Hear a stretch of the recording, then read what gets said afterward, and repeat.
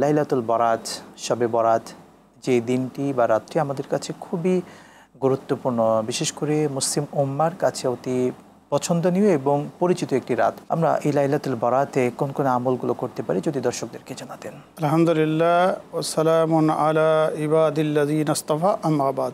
আসলে আমরা যে নিসফুশ শাবান তথা লাইলাতুল বরাত বিষয়ে যে আলোচনা করতেছি, এটা একটা খণ্ডিত আমল নয়, এটা আমলের একটি ধারাবাহিকতা।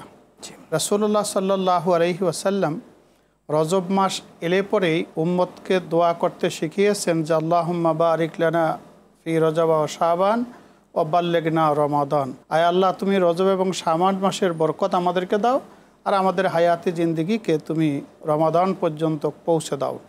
কারণ রমাদান হলো ইবাদতের মৌসুম। আল্লাহর রহমতের দুয়ারকে আল্লাহ তাআলা বান্দার জন্য উন্মুক্ত করে দেয়, জাহান্নামের দরজাগুলিকে আল্লাহ তাআলা বন্ধ করে দেয়। এই জন্যে রাসূলুল্লাহ সাল্লাল্লাহু আলাইহি ওয়াসাল্লাম বিশেষ করে শাবান মাস এলে পরে তিনি শুরু থেকেই ধারাবাহিক রোজা রাখতেন এবং ইবাদতের মাত্রা তিনি বাড়িয়ে দিতেন। রাসূলুল্লাহ সাল্লাল্লাহু আলাইহি ওয়াসাল্লামকে যখন জিজ্ঞাসা করা হলো, ইয়া রাসূলুল্লাহ, আপনি এই যে এই মাসে সারা মাসেই রোজা রাখেন, বেশি বেশি ইবাদত করেন, কারণ কি? তো রাসূলুল্লাহ সাল্লাল্লাহু আলাইহি ওয়াসাল্লাম বলছেন যে ওহুয়া শাহরুন তুরফাউ ফীহিল আমাল ইলা রাব্বিল আলামিন ফাউহিব্বুহু আন ইউরফা আমালিহি ওয়া আনা সায়েম। প্রত্যেক বান্দার আমলনামা শাবান মাসে আল্লাহর দরবারে উঠানো হয়। আমি পছন্দ করি, ভালোবাসি আমার আমলনামা এই অবস্থায় আল্লাহর দরবারে উঠুক যে আমি রোজাদার। সুবহানাল্লাহ। এই জন্য রাসূলুল্লাহ সাল্লাল্লাহু আলাইহি ওয়াসাল্লাম এই মাসে বেশি আমল করতেন, রোজা রাখতেন। ওই রোজারই একটি অংশ হলো নিসফুশ শাবান, যেটা আমরা শবে বরাত বলি। তো এই জন্য শবে বরাতে কমপক্ষে এটা প্রতি মাসেরই এই রোজা আছে, আইয়ামে বীজের রোজা। আমরা যদিও আলাদা বলি যে শবে বরাতের রোজা, আসলে শবে বরাতের রোজা বলতে কিছু নেই। প্রতি চাঁদের 13, 14, 15 এই 3 দিন আইয়ামে বীজের রোজা রাখা সুন্নত।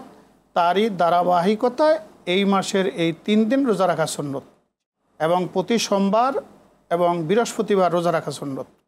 এই জন্যে এই মাসের প্রথম আমল হলো বেশি বেশি রোজা রাখা। চমৎকারভাবে সংক্ষিপ্ত বিষয় আপনি বলেছেন, বিশেষ করে শবে বরাতের কথা বলেছেন।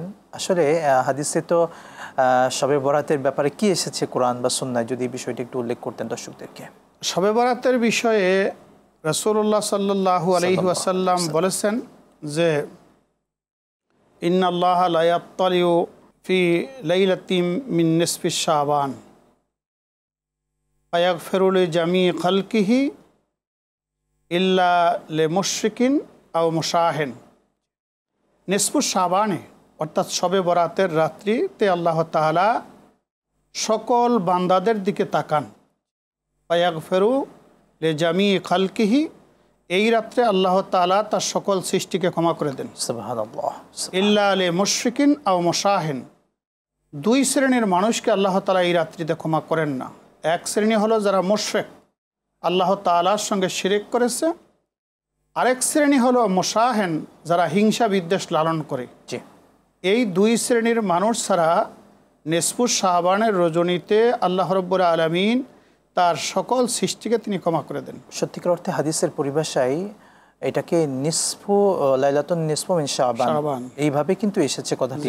আমরা আমাদের ভাষায় সেটা প্রচলন করি শবে বরাত বলে থাকি। আসলে এটা শবে বরাত বলার প্রচলনটা কিভাবে এসেছে? সে প্রথম কথা হলো, আমাদের দেশে ইসলাম বিভিন্ন দেশের উপর দিয়ে এসেছে। শবে বরাত এটা হলো ফার্সি শব্দ। আমাদের দেশে একসময় এদেশে ফার্সি বেশি প্রচলন ছিল। জি। তখন অনেক ইবাদতের নাম এভাবে হয়েছে, যেমন আমরা বলি নামাজ। জি। এটা কোরআন হাদিসের ভাষায় হলো সালাত। আমরা বলি রোজা, কোরআন সুন্নাহর ভাষায় হলো সিয়াম। তো এইরকম অনেক শব্দের পরিবর্তন হয়েছে।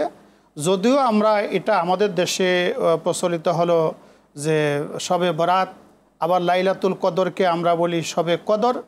এটা ওই দেশ থেকে ইরানের ভাষায়, ফার্সি ভাষায় আমাদের দেশে এটা প্রচলিত হয়েছে। তাই বলে শবে বরাত বলতে কিছু নেই, এই কথাটা একদম ঠিক না। এটা হাদিসের ভাষায় বলা হয়েছে লাইলাতুম মিন নিসফিশ শাবান, শাবান মাসের মধ্য রজনী।